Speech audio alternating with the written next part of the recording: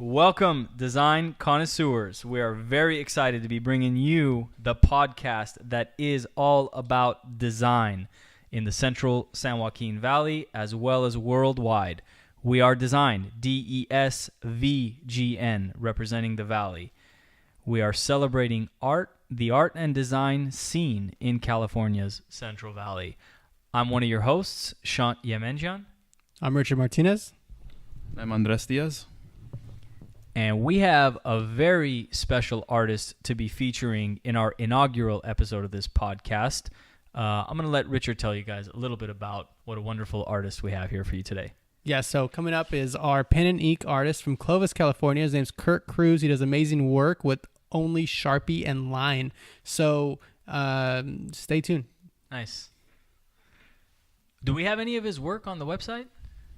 Yeah, I can talk a little bit about the website in a bit. Cool. We'll check that out.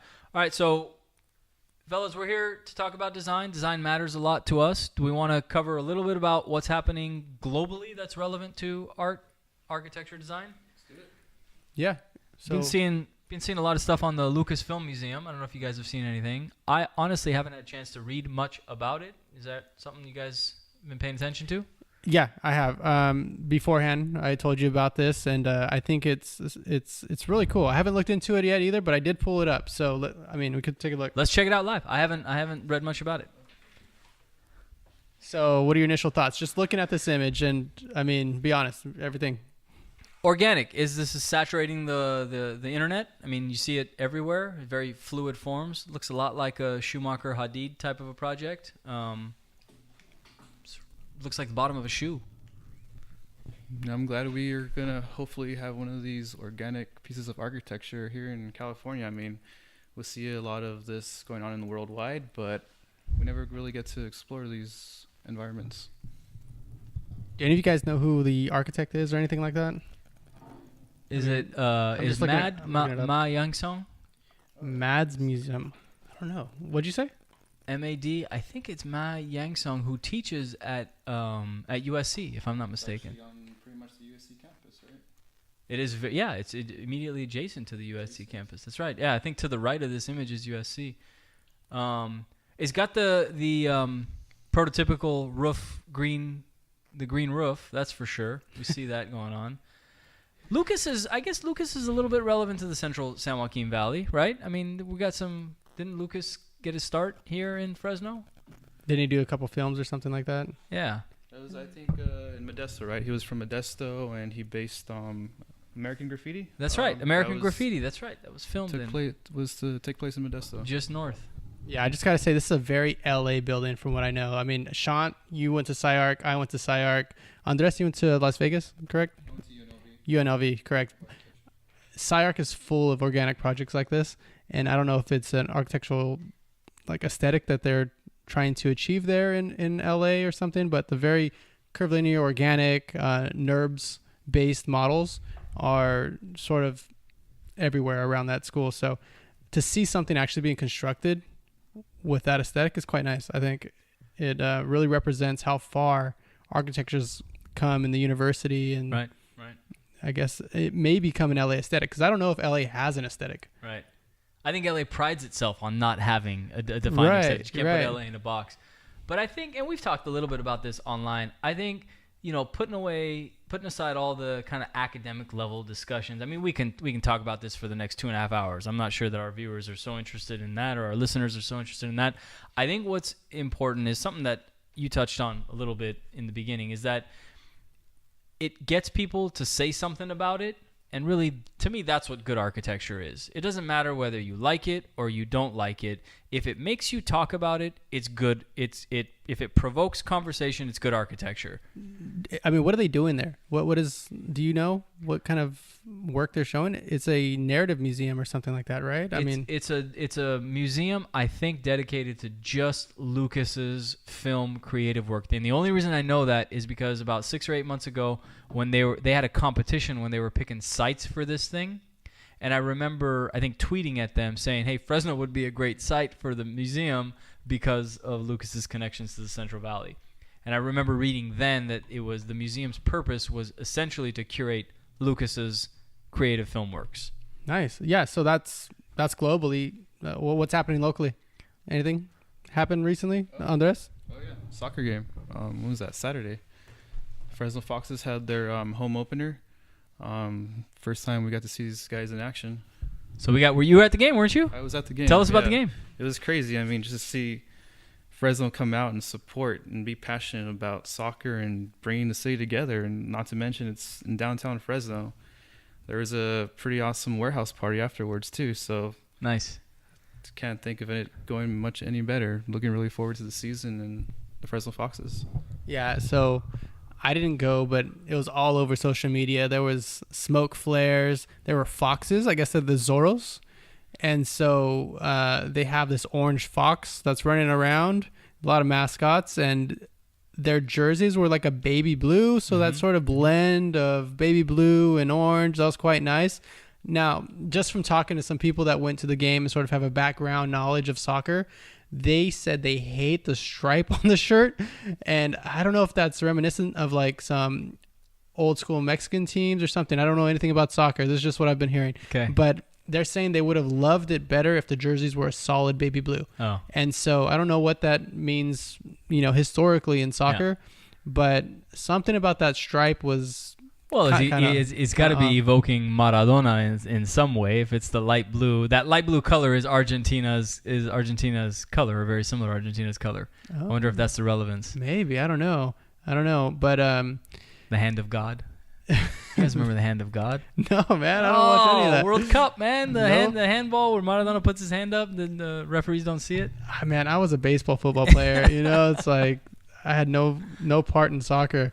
But so does design approve the graphics, packaging, branding of the Fresno Foxes? It was selling out there. I mean, they had 2 kiosks set up. The line was probably about 20 minutes long just to get your hands on something. So nice. It was successful. Nice.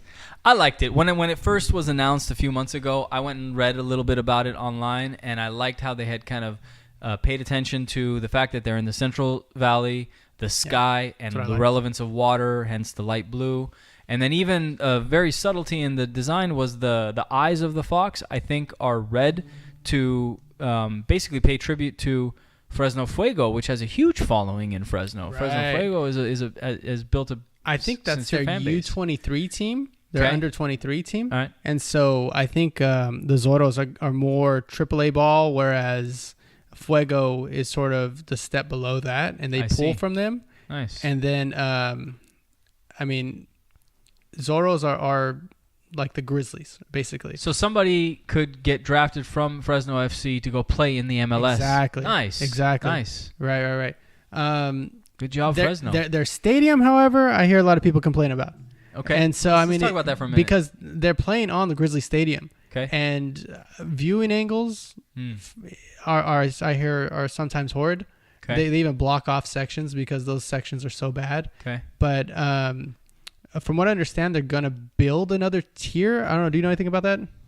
Well, I know it's a requirement for them to eventually get their own stadium. I mean, I'd love to see it downtown. I mean, it's just a crazy environment where you can just go have a beer at Tago Sequoia somewhere else, then go to the game and just be around all the action in one area.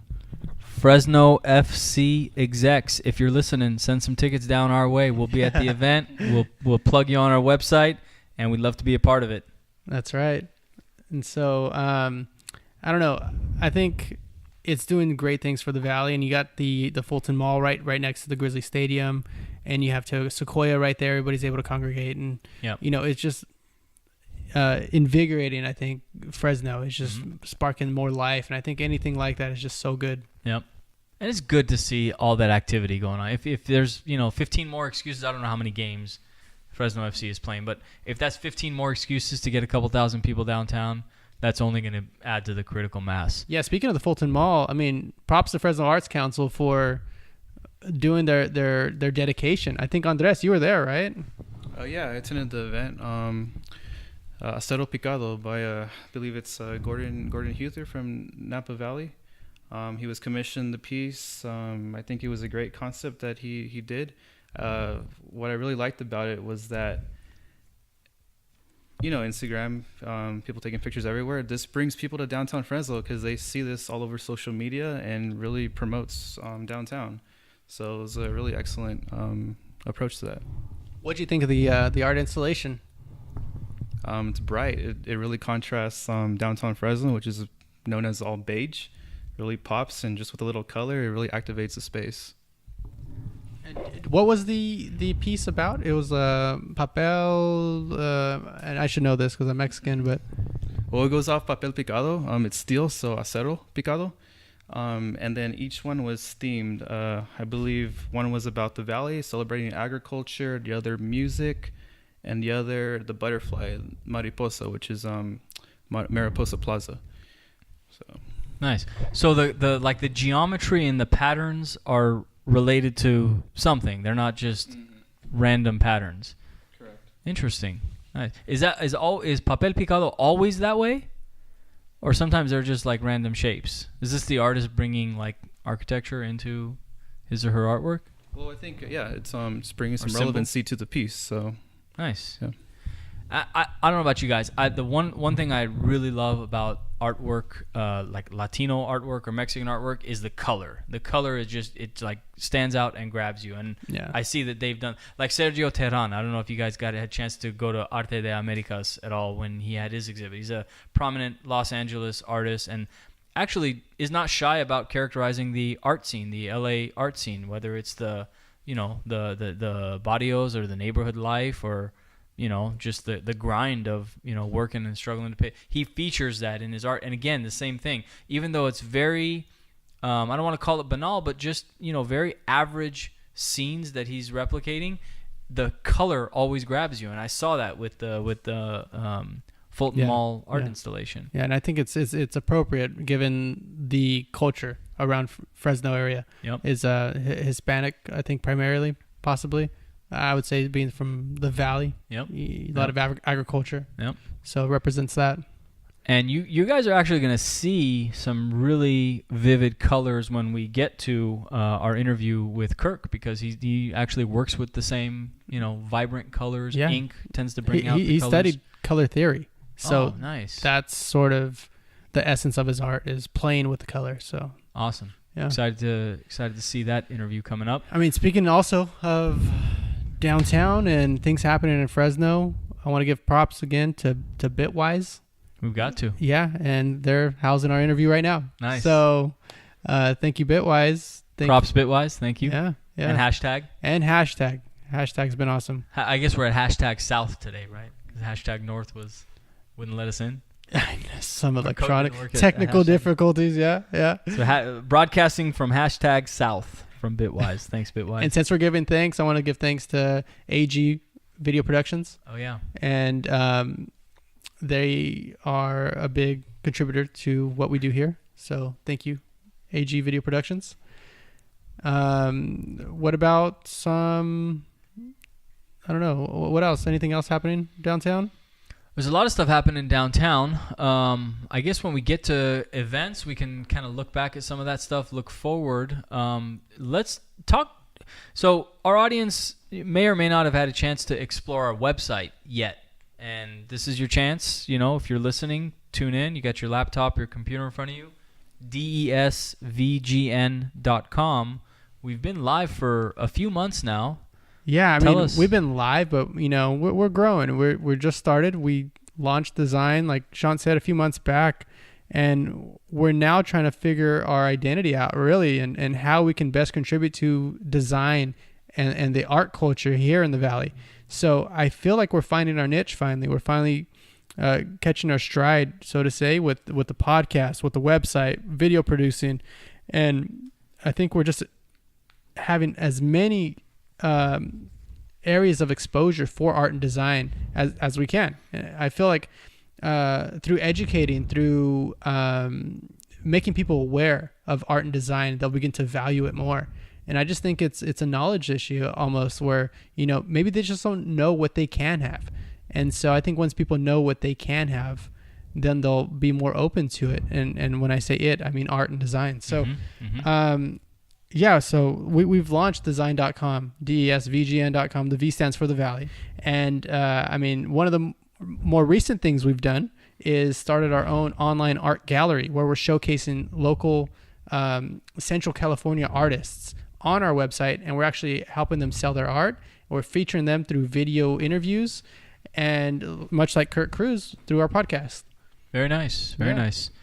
So I think one thing that sort of weaves the four of us together is that ultimately, I think we all care a lot about people. We all care about people and their cultures. And it's probably through that lens of being interested in people and culture that we've even found architecture as our passion. And also now we've started this website.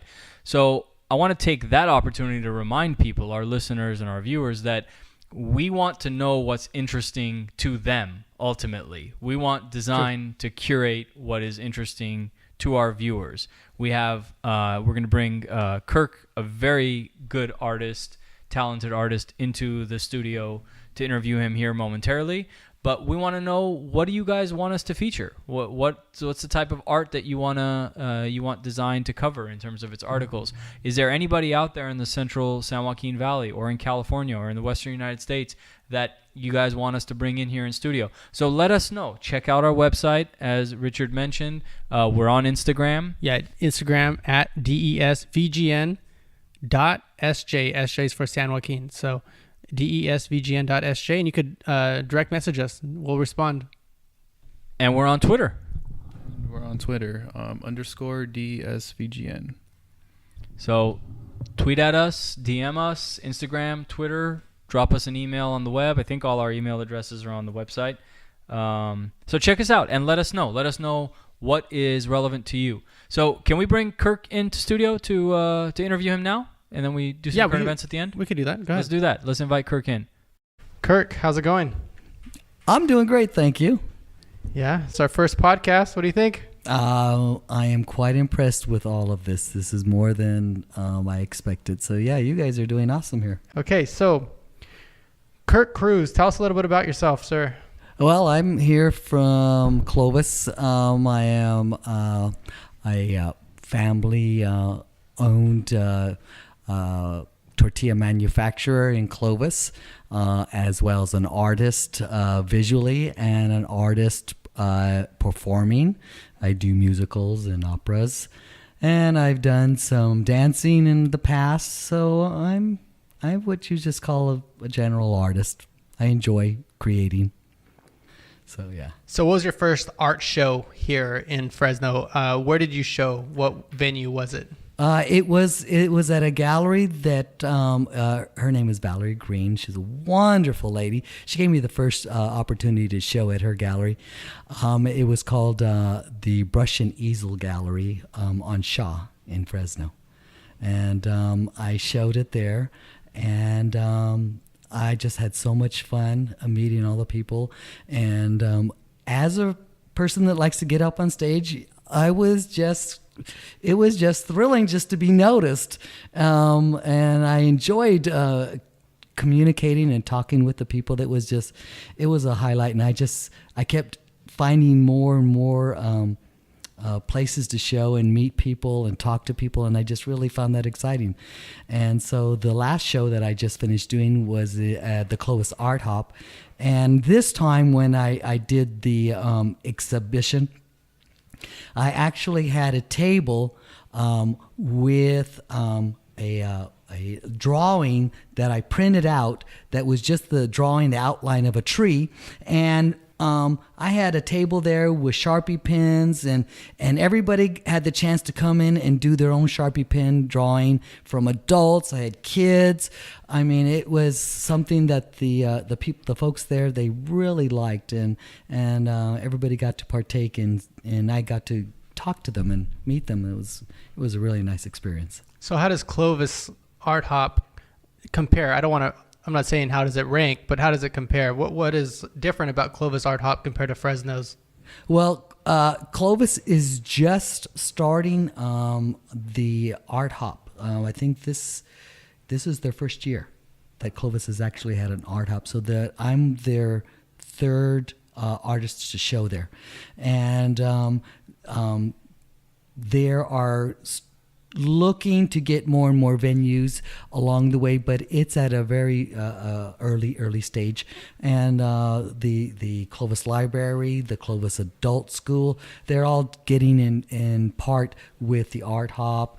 The Clovis Adult, they put on a dance exhibition and ceramic displays and showing and pottery making and art. And so, it looks like they're really making a lot of effort towards getting the art out in Clovis.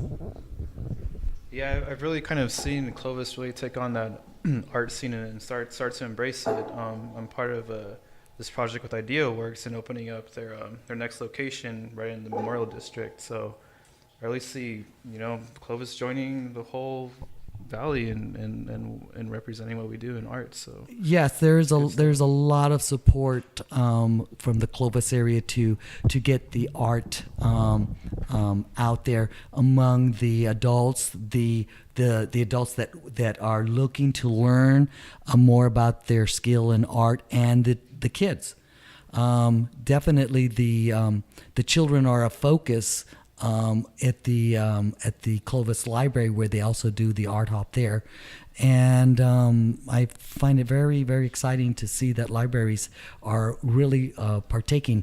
The Betty Rodriguez Library in Fresno, that's another exciting place that they have a fabulous way of setting up the lighting and everything, the whole room for the art exhibitor. It's really, really, really nice to see. Have you exhibited outside of the valley? Yes, I have. I've done a couple of demos and exhibitions. Paso Robles, the studios on the park, they had me come and show my art there and speak about it to their members. I did a demo over at the Cambria Art and Wine Festival. And currently I am also doing up in Merced, the Merced Art Hop. I'll be doing a demo up there. Let's see, April 21st when they have their Art Hop. And then June 1st in Visalia, I'm also doing an Art Hop over there for their Art Walk. They call it Art Walk in Visalia. So Kirk, did I hear somewhere, maybe some flyers you sent me, that you did karate? Yes, I'm a martial artist. I've studied. that's my friends that I've done martial arts with for decades. We all kind of chuckle because Kirk is what we call a lifetime brown belt. 20 years and still never got a black belt. What is the entry level belt for those who don't know? Entry level? Yeah. Is a white belt. A white belt. Okay. And then you go through about, maybe about 7 or 8 different levels before you reach a black. And What's right before black? Right before is the brown. So you're right there. I'm right there, and yes, but I have been right there for about 15 years. But from what I understand, I mean, people aren't just given this black belt. No, that's why they won't give it to me. Right. I have to earn it. I mean, but that's awesome. I mean, you're almost a black belt, Kirk. Like, that's pretty amazing, man. You would think so. That would inspire. But you know what? My friends that I have developed over the years in the martial arts, and particularly the Japanese karate style, I cherish really more than I do if I was to get a belt. My relationship with the owners of the karate studios that I go to have embraced me, and I go there and I get to share what I know and still be able to practice and do some flexibility and some forms, and it just keeps me in touch with an art form. So it's kind of begging the question, how does this translate into your artwork? Would you consider martial arts an artwork that influences your paintings or your drawings? Yes, because what I've learned in karate, there was a they call in Chinese it's chi, and in Japanese it's a ki, which means energy. And so in my form, or the art that you see, the forms that I create, they really do speak about energy. And the ability to focus and channel this energy is something that everybody is capable of doing. And I just happen to use it as a subject matter in my art that I use in a lot of it. So let's start looking at some of your artwork maybe and start telling us a little bit about it. We have a few of Kirk's paintings on. Do you call them paintings? Are they called paintings? You know, that's I call it art because I really, drawings is really what they are. They're drawings. Okay. They're drawings. Yeah. You're using. Tell people what you're doing, because if you guys don't know Kirk's art, he's using thousands of pen strokes and lines to create an entire image. And I mean, he shows depth. He represents shadow and everything just by layering colors. And if I understand correctly, you never use black. That's correct. I studied color theory a while back ago. Well, I was attending a college in South Lake Tahoe, and it was a study of color theory, the science of it, not so much focused on the art of it. And so when I went into the class, they gave us a big, thick book, and we were introduced to tile company students there and carpet company students. And I just realized that I had walked into a science class rather than an art class, and I was thinking in my mind, how do I get out of this class? But as I turned out, that class was probably one of the most valuable things that I ever took in retrospect to using it in art, was the study of light, or color theory in the world of science, of color theory, yes. And through that use of color theory is where you start to develop your layering of different colors on your art pieces to create your blacks or your. That's correct. So in color theory, we do not use the black pen, because that's a tone. Like in your printer, it's a tone. So black is created through color theory by every color, applying every color, and eventually you can keep getting darker and darker value in adding color, rather than taking a black pen of a tone and using it, so that every black has a value. There are values of black that are green. There's purple blacks, there's blue blacks, there's brown blacks. Every black has a value rather than a tone. And that's what kind of creates the life in the pictures that people just are impressed with. There's some life to this black, and everything else just kind of vibrates around it. So we're going to look at one painting here, the Valley of Serenity. That's a tongue twister for me. Sorry, it's late.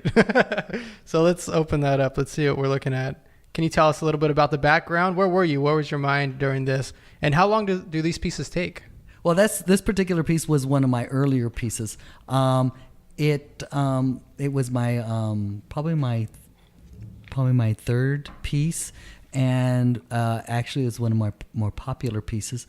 The place that I was when I was looking to create a picture was the fact that I was struggling. This was one of my earlier stages. Therefore, there was a struggle. And I represented mountains, that everybody has some mountains that they must climb, as they've used the analogy that, getting over that mountain into that valley. Well, as you can see in this particular picture, there's what I call these red mountains.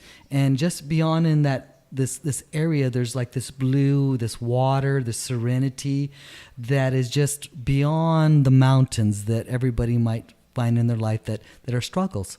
And once they get into that past those mountains, they find this valley of peace. And of course, behind the mountains is all the energy that surrounds the universe that is supporting it. It's behind you. It's supporting your endeavor to get past the mountains into this peaceful area, the serenity. That's why it's titled the Valley of Serenity. And it's labeled here. Let's see if I close this out. Planets, red mountains, and blue water. What's the significance of planets? Why planets? Well, for me, one of my other pieces, it started off from my grandmother. And my grandmother used to say when I was younger in Spanish, cada persona es un mundo. In translation, it's loosely translated as each person is a world unto themselves. And that's always by perspective. How you see the world is the world that you create. And so in this particular picture of these worlds, that's what I'm really referring to, is the fact that everybody has a world, and everybody's seeing the world through different eyes and different perspectives. And so, your mountains, in this particular case, your struggles are going to be different than mine or Andres or anybody else's. And so, but always behind you is the one entity that you can call God. You can call it the universe. You can call it whatever you want. It's the one entity that supports you, so that you know that you're not alone. You are supported going through whatever you're going to go through, because we're all going to go through it, because we're living, and we're all going to have experiences that will not always be pleasant. And those are the struggles sometimes we turn to that one almighty source that says, I need you now. I need that help. I need that clarity. I need that peace at this time. The serenity. I need that now, because we're going through whatever we're going through. Do you meditate? Yes, I do meditate. I have been practicing meditation for probably, I think it's like over 10 years. I took formal meditation from a wonderful lady named Diane Diamond. She's out of Fresno. And I've taken other classes of meditation just to get myself to understand it. I'm also a follower of, if you look at my Facebook, people like Abraham Hicks. What's your Facebook for people? It's my art is called Kirk's Creative Art, and you'll find me on Facebook there. So I have some mentors that really I've been following. Louise Hay is another person that I've been following for years. Louise Hay. Okay, so I cut you off, but you were talking about Abraham Hicks. Yes. And how that's an influence in your life. Yes, Abraham Hicks. She's someone that I've went to and saw, and she speaks about the universe and the positive things that we can embrace and find joy even in times when we are struggling, even when we find those mountains that we can't quite get over, that there is a place of joy, and that was supposed to be our natural state, joy. So for myself, I just took on that, thinking positive, feeling positive, seeing things positive. Do I do it all the time? No, I do not. The world gets in my face, and I'll start noticing things, and then pretty soon I'm, okay, I just need to refocus back, or I'll go into meditation to clear out stuff. And the one thing that I do use it for, and it comes out perfectly, was developing this particular technique. In color theory, I would sit there and I would look at my pieces, and I'd go, I don't know what to do with this next. I'm at a standstill like many artists. I don't know what to do with it next. So I give it a rest, and I may go meditate, and then all of a sudden, with the right time, oh, that's what it needs. It needs green because it's turning out too red. Oh, that's what, and all through my whole process, I've always gotten my solutions and my guidance through my meditation on what my next step was. And so that's basically how this technique was developed, was through the quietening of my mind, just simply staying in touch to what was being called gut feeling, intuition, your guidance, your own voice speaking. And it took me this far. So I was wondering, you mentioned struggle and not always having positive energy. Does that lead to maybe experimentation when you do not have that focus in your artwork? Or is it somewhere where you kind of retreat back, kind of find yourself again, and then kind of go for it once you discover an answer? Well, the latter part is correct. I'm supposed to kick back, let go, relax. Do I do it all the time? No. And I found out for myself that I'm to be a little more gentle with the fact that I'm not in that good feeling place at times. I'm human, and I'm going to have these feelings of anger or disappointment or confusion or frustration and all those other things that's part of the life that all of us are going to experience. And yet, when I finally recognize that I'm not in a good feeling place of frustration or confusion, then I go, okay, you know what? I think I better step back and just clear out some stuff. Then I'm back at like, okay, I'm a happy camper now. So that's like personal exploration and personal like growth, right? What about in your artwork? Is there experimentation in your art as well? Is there different techniques you're trying in those moments? Are there different ways or forms of expressing yourself? Or have you found this to be the one mode of expression that you go to? Well, right now, at this point in my life, what I found is that in my early stages, that I was unsure and not confident about the ability to reproduce an effect of the ink. And so those were my early stages of the lack of confidence.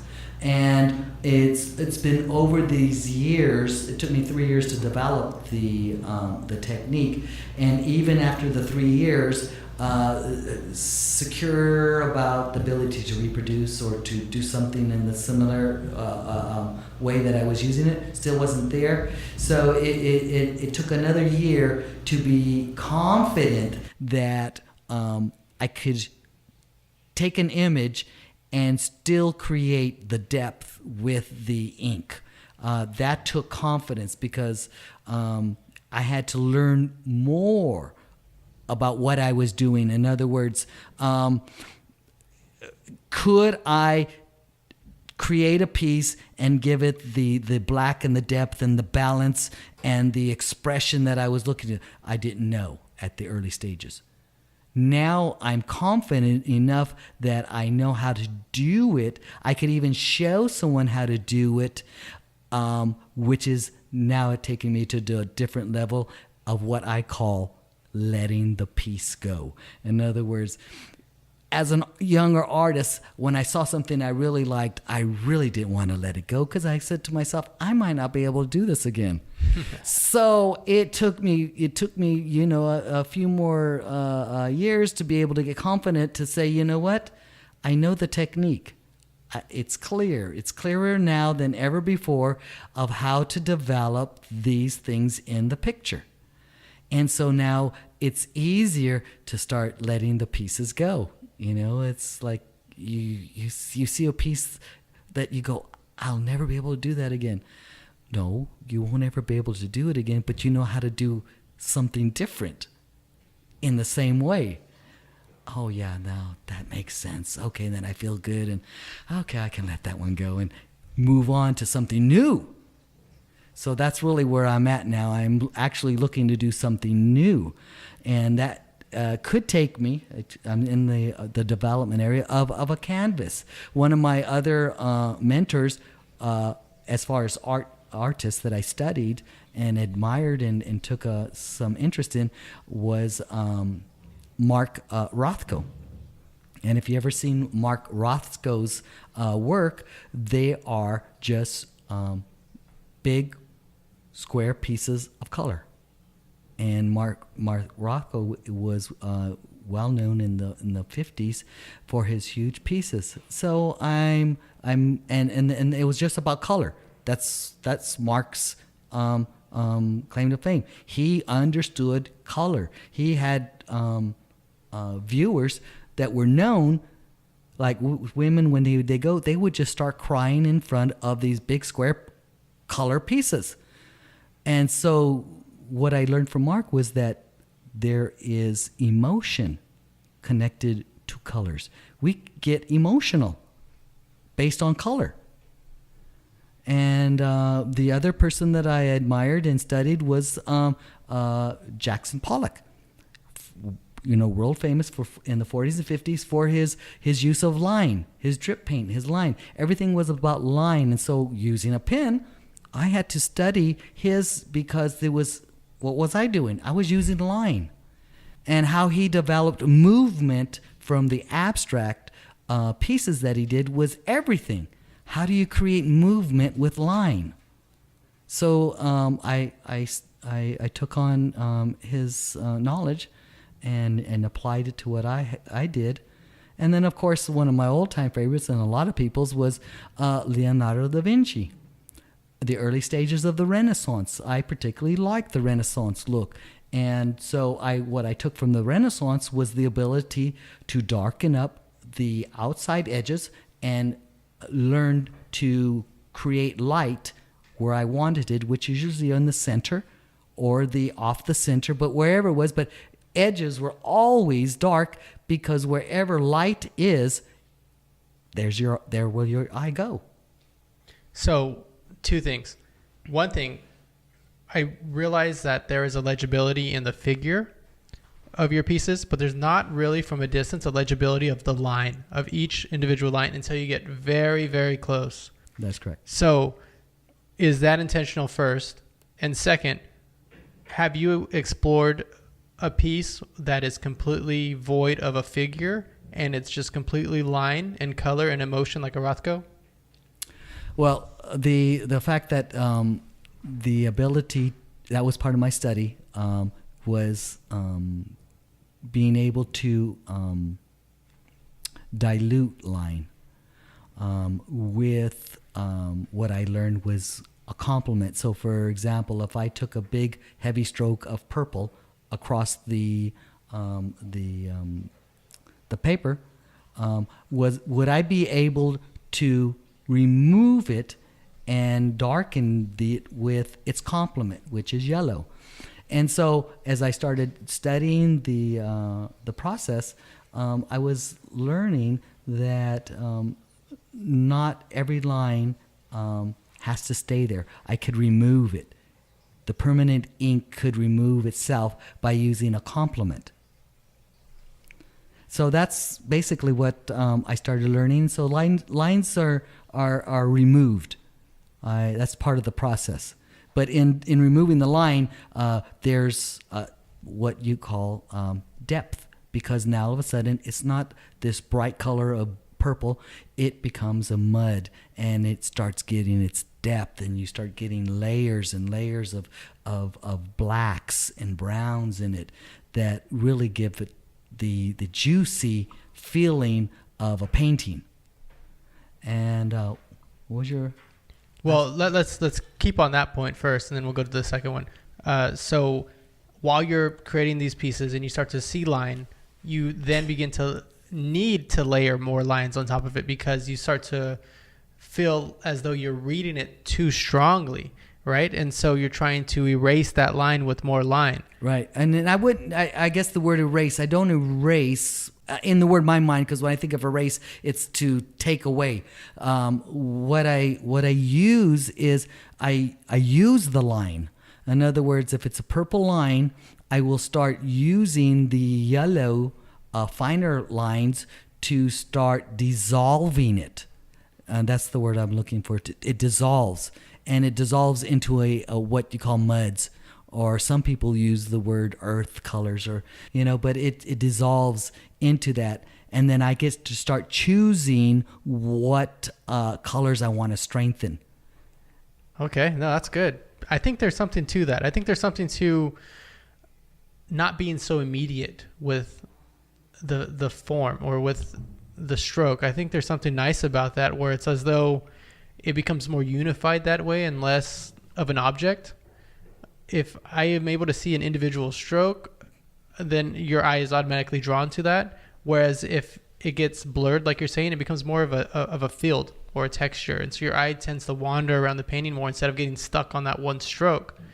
I don't know if that's something that you feel while you're doing this. Like, oh man, I'm feeling like I'm a little stuck right here because I can see that stroke a little too obvious, or it becomes too apparent. Is that sort of what you're thinking? Yes, that's in short. It's a process. Like people have asked me, how long does it take to do a piece like that? And I've only had a guesstimate because every piece is different.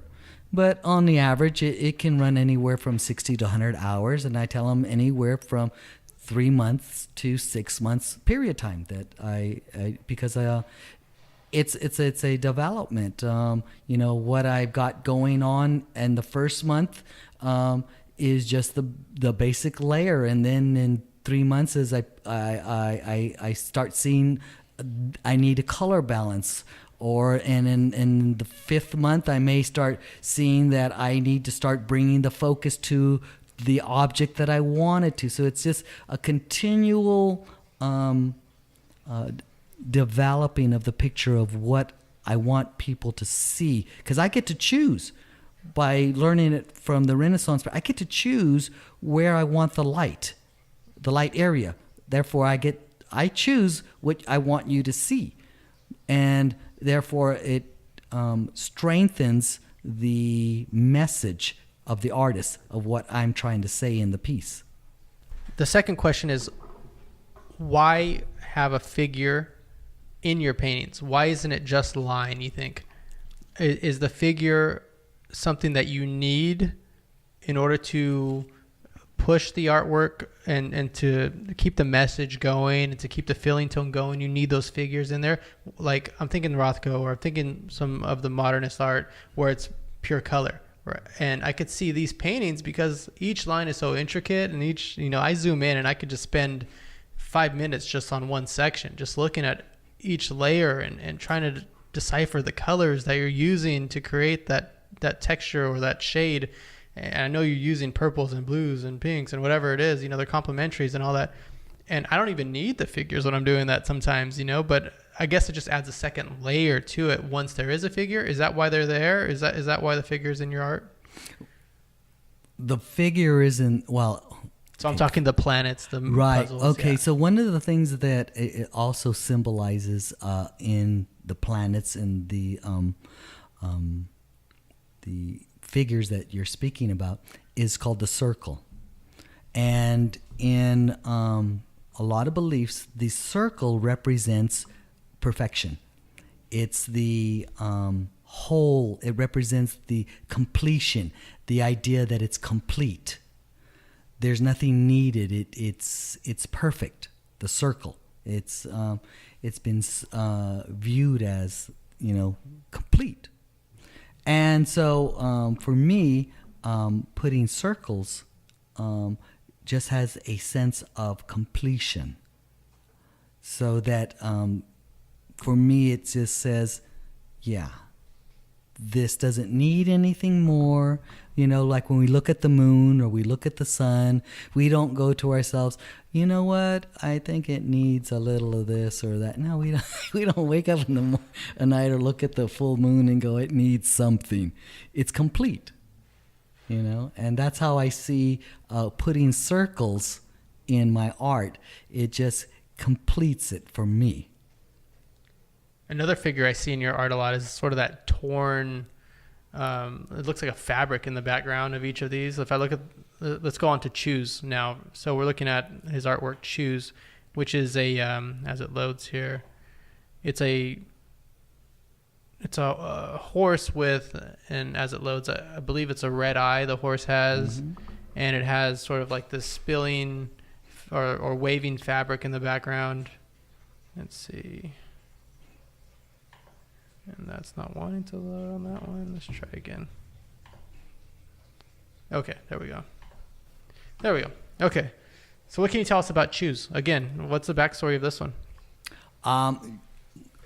As I was going through my own personal journey of my perspective, in other words, my world, I started listening to some of the mentors, Abraham Hicks, Louise, about where my focus is. And everybody gets to choose where they want their focus at. And so the idea of good and bad, right and wrong, all came up to me. And in short, I started taking what I call figures or representations that I've seen throughout my life of what represents good and what represents bad. And so whenever I thought about wings, angels, these kind of figures, I started just generalizing and putting a circle with wings that this is complete, this is the good. And then what I've seen, when I was a child, some of the scary things, the horses and the of the red eyes and the power behind it and all those fearful things.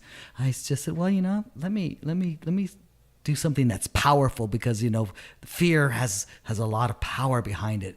So I created an image of the horse, which always represents power, at least for me, and gave it the red eye. Of that, what we as young kids get scared of, And so the idea of where my eye is going is what I'm going to be focused on. So now it's my choice. I get to choose in my life whether I'm choosing to look at something that I feel is good and feels great and really, or I get to choose, there's my choice, I get to choose something that's a little more scary or a little more fearful or maybe something that looks angry, or I get to choose wherever my focus is. Nobody chooses it for me. Nobody says, hey, Kirk, look at that. And isn't that terrible? And just look, and I'm going, nobody's making me do that, no. Or nobody's saying, hey, Kirk, look at this beautiful sunset. Look at the beautiful clouds that are today are just floating over the house, the whole city in such a beautiful way, and the mountains in the early fog. I mean, nobody's telling me to do that. I get to choose to do that every day when I'm driving down the freeway. I get to look at it, or I can look at the traffic. And I can sit there and get frustrated and just, start thinking. I mean, sometimes you have to look at the traffic while you're driving, right? Right, you do. But then there's the choice. Okay. But does that say that there's two modes of seeing? Then maybe also. Absolutely. There's the beauty of it. If you've ever been in a very heavy traffic and you can look at all the morning lights that are coming down the freeway, and if you really took that picture and you put it in a photograph and you say, oh my gosh, isn't that beautiful?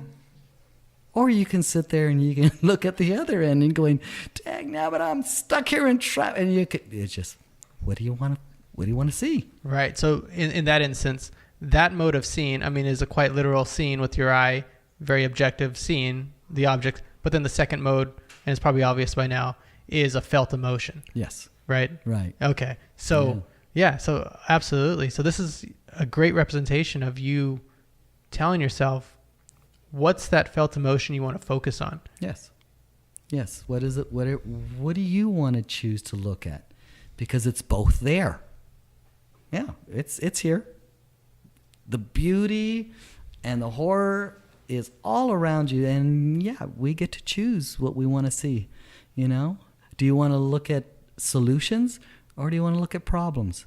You know, because they're different. A solution is right there, it can be right there in front of you, or you can just look at the problem because it'll be right there too.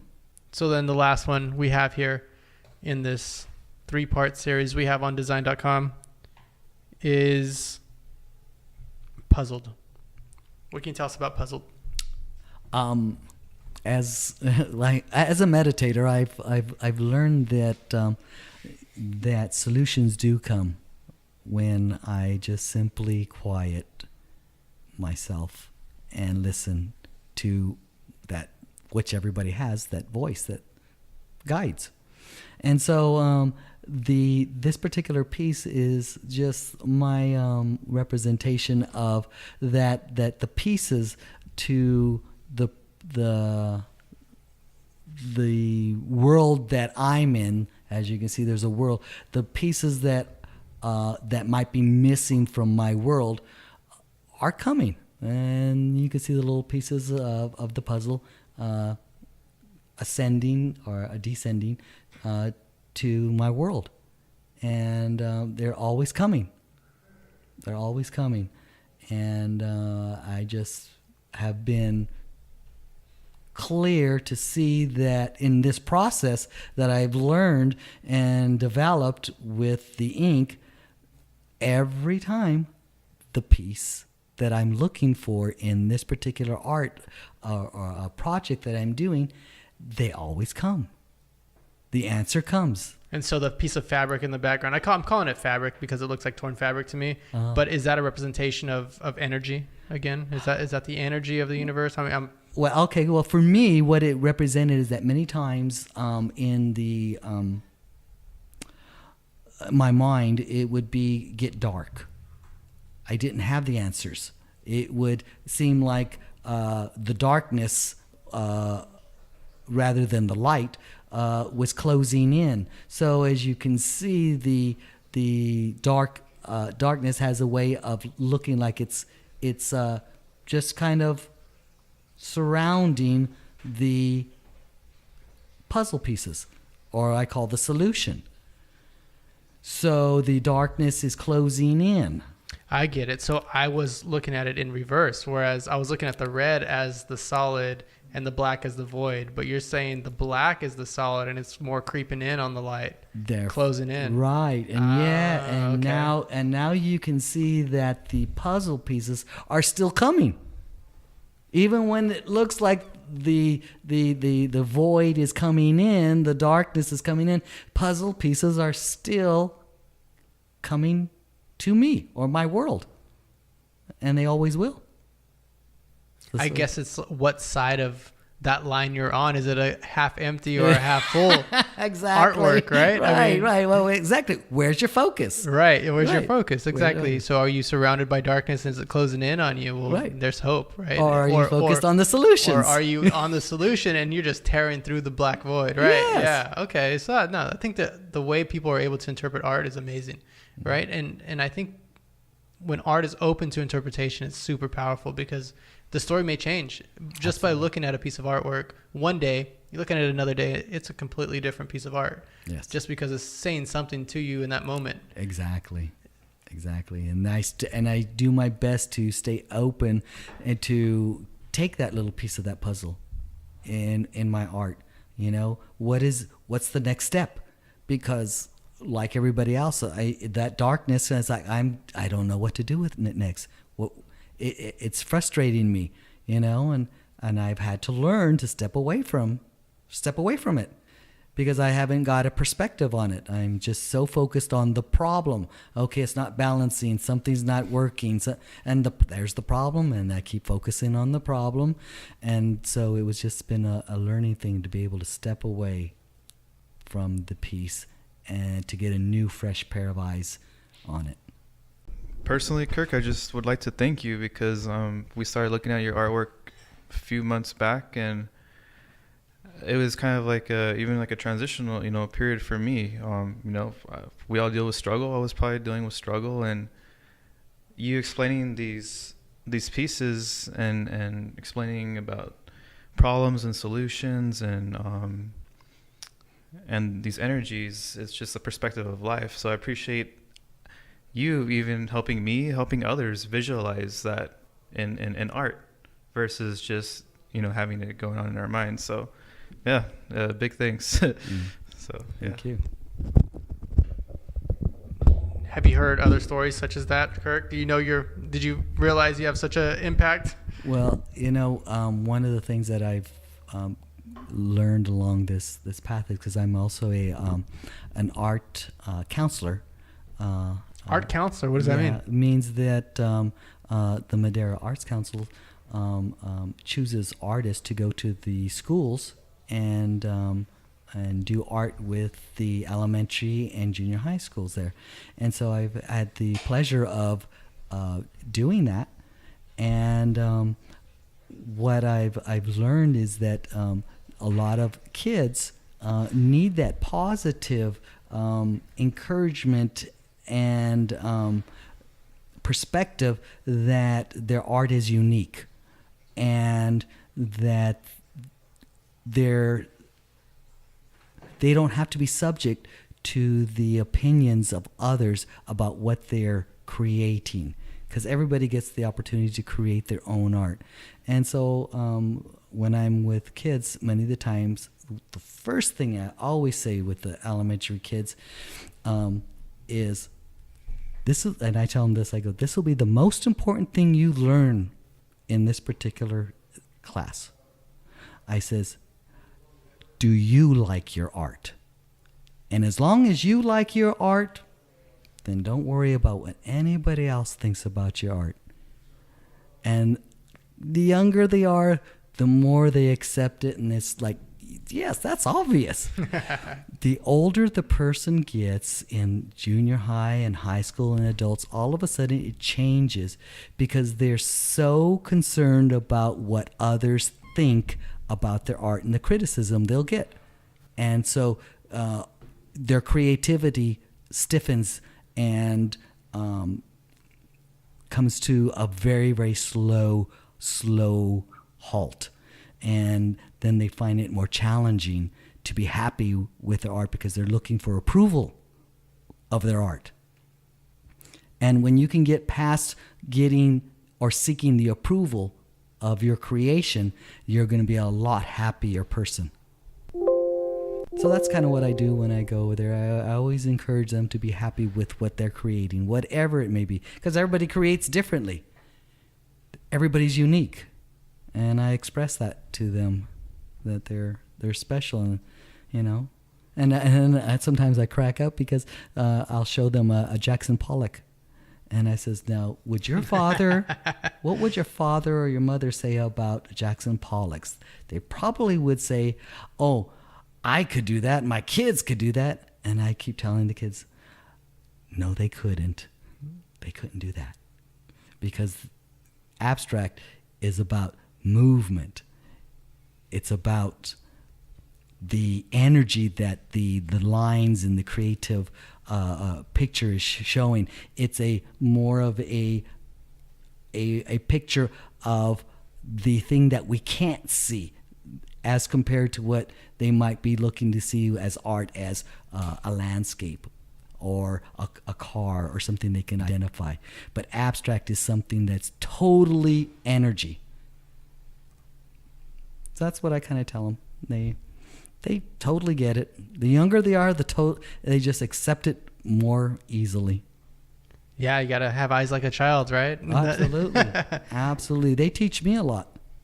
The kids are there, they teach me a lot. No, I appreciate that you went into the abstract and sort of gave a definition for the abstract. I think that's something a lot of people struggle with, is what is that mess, right? I think if you have something that is void of meaning and it's pure abstraction, then it looks just chaotic, right? And I think the fact that there is meaning in abstraction in those pieces makes you want to search for it, right? And I mean, on the opposite hand, if you have something that's just pure definition and meaning, then it lacks interestingness, right? And so the abstract, I think, in art is very interesting, but it's also full of meaning, like you said. Absolutely. If for example, my pieces, as you said to a few minutes ago, when you look at a particular area, you probably will see a Pollock because it's just pure line. And there are colors mixing and everything. And yet, when you pull back and it becomes in a form that you can comprehend, you look at it and you go, well, there's this movement. I don't know why. Well, because it's at such a small, unnoticeable level to the eye that it's abstract. So I'm going to tell a horrible story, but it ends okay. So we were out at a park, and my daughter, she was like 1.5 at the time, had fallen down, and she was crying a little bit, and I look at her hands, and she had mud on her hands, and so I go to brush the mud off, but the mud looked weird, and so I brushed off the mud. Tons of ants were on her hands, and so the ants were so dense and so thick on her hands, it looked like mud, right? And it didn't look like regular mud. Like you said, your artworks, they have this movement. And I said it ends okay. She was fine. Put some hydrocortisone on her and, got some antibiotic ointment. She was good to go. She was so young, she didn't really notice. She went back to playing. But and so anyways, your pieces are like that to me, where it's the lines, like you said, it has sort of this radiating to it, this vibrating to it, and it has this energy to it. And it's because, I guess that's the significance of having the figure. It has an immediate reading, just like a very obvious reading almost in the beginning. But because it has sort of that odd feeling to it, that vibrating to it, it makes me want to look closer at it. And as you look closer at it, you begin to read the line, and you begin to see the depth and the workmanship and the craftsmanship of the work. And I think that's what's super significant is that duality of, it's a form, but look closer, you'll see that there's a lot more depth than what you see immediately. Absolutely. That's what I enjoy about doing it, is creating that depth that is, as in the very very beginning. I used to take out my pieces because I didn't understand the ink. I take it out to the sun, and I'd look at underneath the sun rather than the light that would be in the house. And when I took it out to the sun, oh my gosh, the reading that I got from it in the sun was totally different under what I call the lights that were in the house. It just popped. And so that was my first study. I said, there's little dots of red and purple and green and all. And I just, then I took it in the house and it all blended together. So it was another level of learning this particular technique and what ink did. And, it was like looking at pixels on TV. Have you ever seen the pixels on TV where you see red dots, green? That's what I started looking at as I saw it under the sun, and I went. And then when you step back from the TV, it all becomes one form, and that's what was happening to my pieces. Oh, sure, yeah, I can see that. Yeah. Very good. Well, Kirk, how can people get a hold of you? They can look at me up and Kirk's Creative Art, and they can also go to design.com, DESVGN.com, or follow. Kirk has a few works on our Instagram as well, but do you have an Instagram? Not yet. Are you slowly moving into the social world? You guys are encouraging me, and I appreciate it. Good. All right, Kirk, we'll wrap up. Andres, thank you so much. Bye-bye, everybody.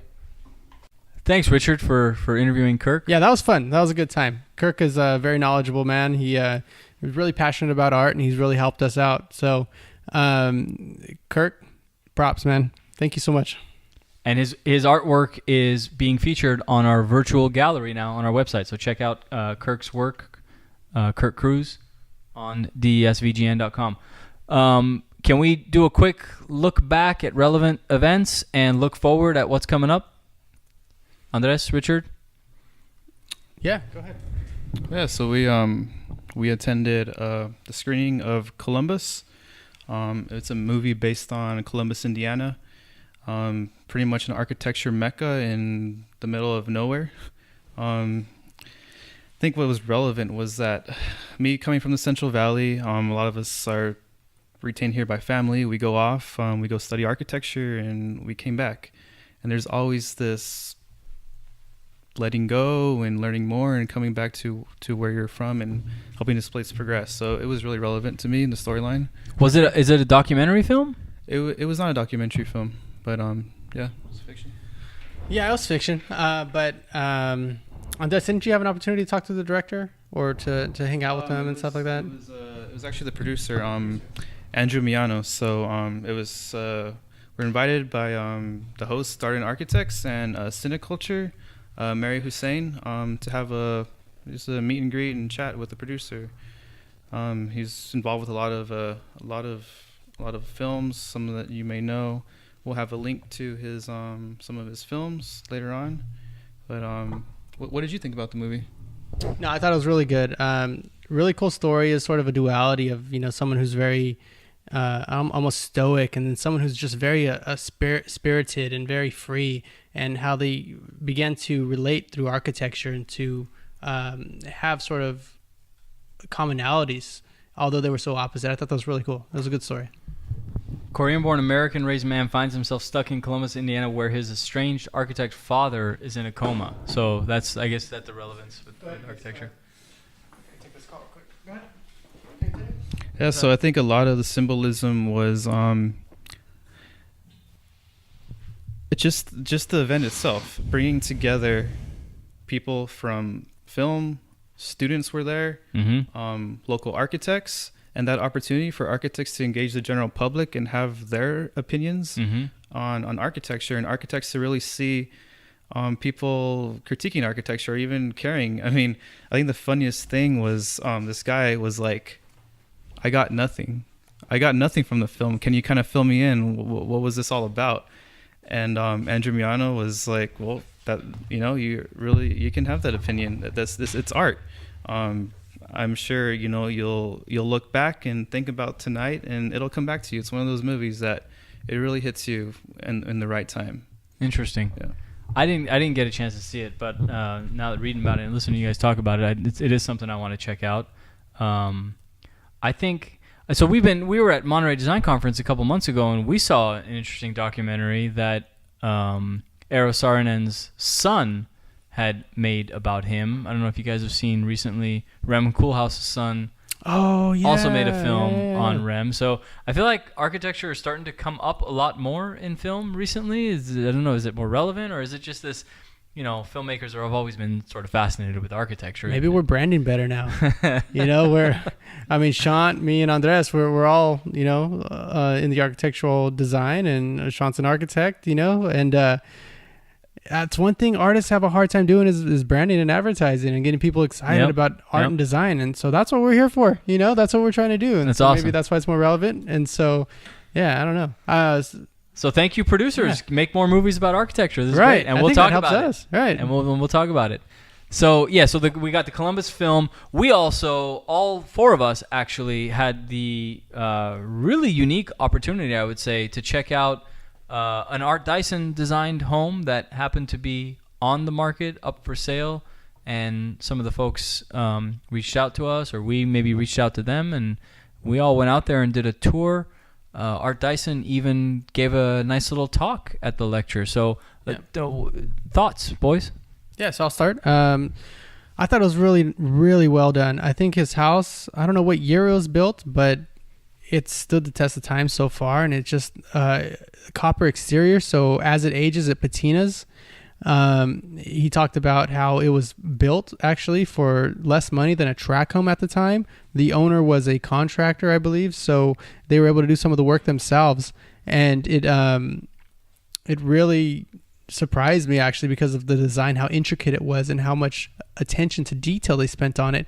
It opened my eyes to being able to design something and still being free from a budget. And so he showed me you don't have to be afraid of it.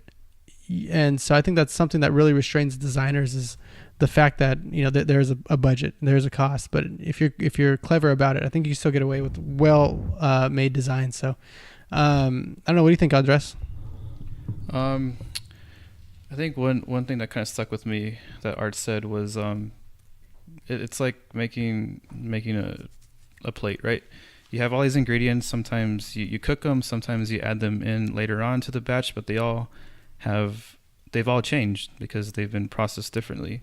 And with the copper, there's a copper exterior, it's patinaed, but then there's that really flashy copper that's in the interior. Just it's creative in the way you use and apply materials. And arts, I guess we should talk a little bit about art's relevance, on a national or even on a global level. We're very fortunate here in the Central Valley to have Art Dyson, who's been a practicing architect for decades, who was basically studied under Frank Lloyd Wright, and a lot of his architecture, at least some of his early values, kind of stem from the discipline under Wright. I think he even spent a time at Taliesin West. As the dean, I believe. Administration. Yeah. That's right.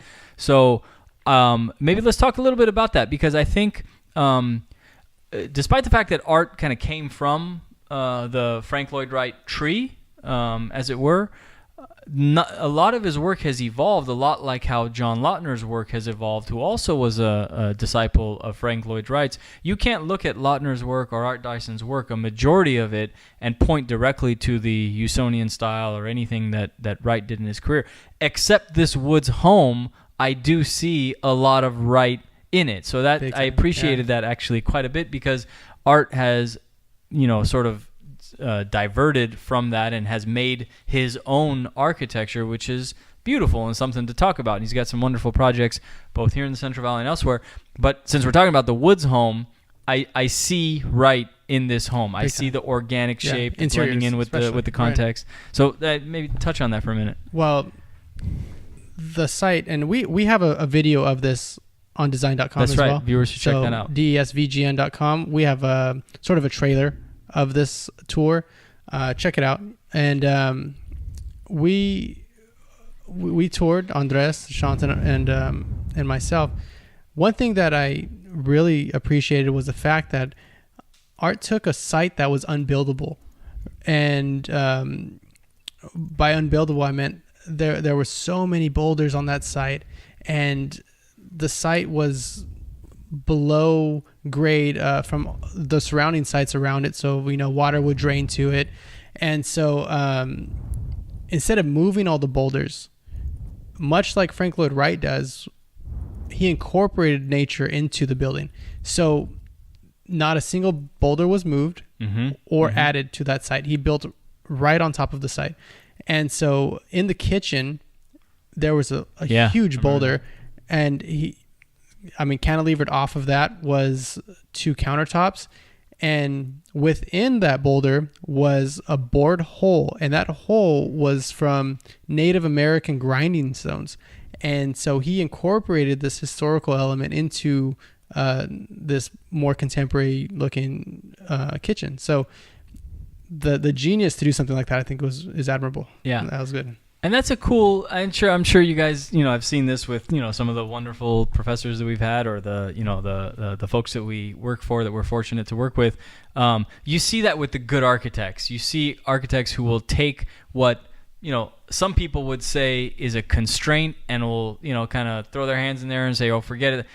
But the great ones will actually turn that constraint into a virtue or a design opportunity. And I think that's reminiscent of the Valley in general. I think being able to see what's right in front of you and do something beautiful with it, that's amazing. That's art. That's architecture.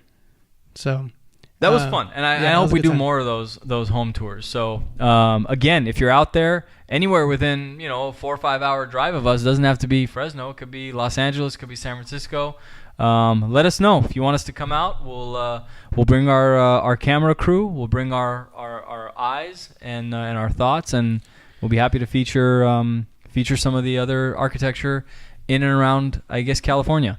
So we talked about Columbus. We talked about the Woods Home Tour. Let's talk a little bit about, we do want to focus with design a little bit on academia and student work. So Richard, you had the opportunity to host some Cal Poly students, architecture students. What were they doing here in Central Valley? we have an office in Fresno, and so Darden Architects is a host for some of the Cal Poly students. They gave a critique there.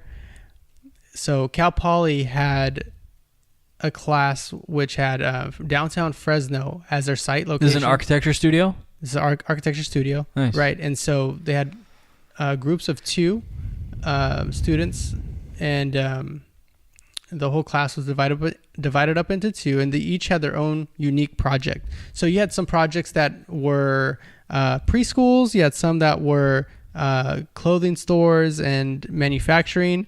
You had agricultural research centers, and so all based in downtown Fresno. Oh, so specifically downtown, not anywhere in Fresno. Right, and some of them Nice. had context to one another. So they would say, "Oh, you could see this project from mine, and this is how it relates to that." Or this is, Grizzly Stadium's here, and you have to access Grizzly Stadium by walking through our site. So they would position a parking structure adjacent to their building, but then they would create a path through their tower or something like that, so that you'd have to walk through there before you got to Grizzly Stadium. And so just the fact that Cal Poly was putting Fresno into context was, I think, really, really cool. That's cool. And I don't know, I mean, maybe in your guys' studios, I don't know that that's a characteristic that I can think back on in any of the studios that I had in any architecture program, of us paying attention to one another's projects and bringing one another's projects as relevant into our design work. Yeah, I think that's a really neat element. Yeah. Who were the professors? Can you name the professors? Do you remember who they were? Off the top of my head, no, but these are third-year students, you said?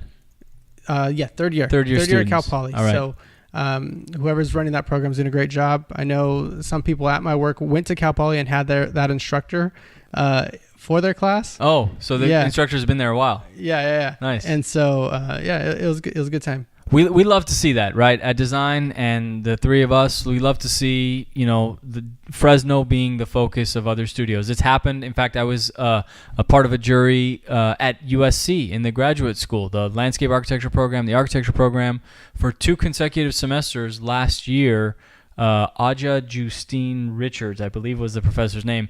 They had focused on Fresno. They didn't have they weren't confined to downtown. Those students could have gone anywhere in the San Joaquin Valley, or in Fresno, I should say. Some people were on the river. Some people were in downtown. So we love to see that.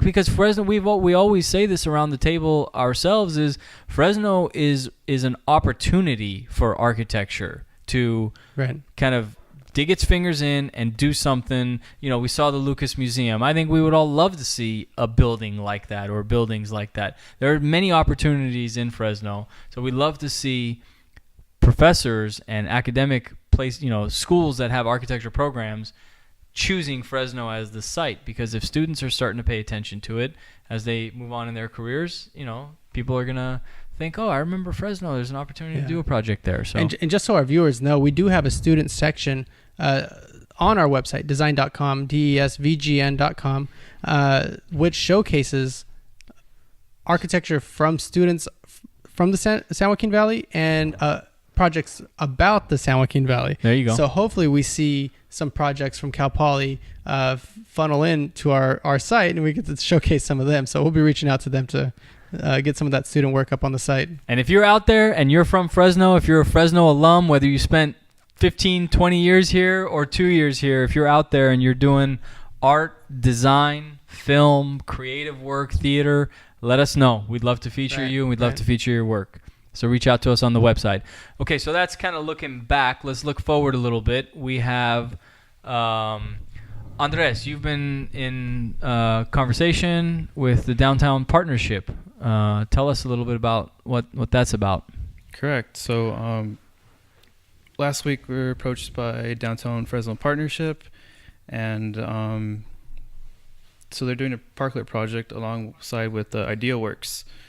It's a parklet that's going to be displayed in the Clovis Taking It to the Streets Festival. That will be on May 12th. We'll install it there, and then eventually it'll make its way down to downtown Fresno and be a permanent parklet somewhere. So yeah. So this is like a street installation. Street installation. So it goes back to the idea of Parking Day, which was took place in San Francisco. A couple people, I believe architects, took over a parking space, put in coins in the meter, and set up a park. Nice. Taking back the street and providing public space.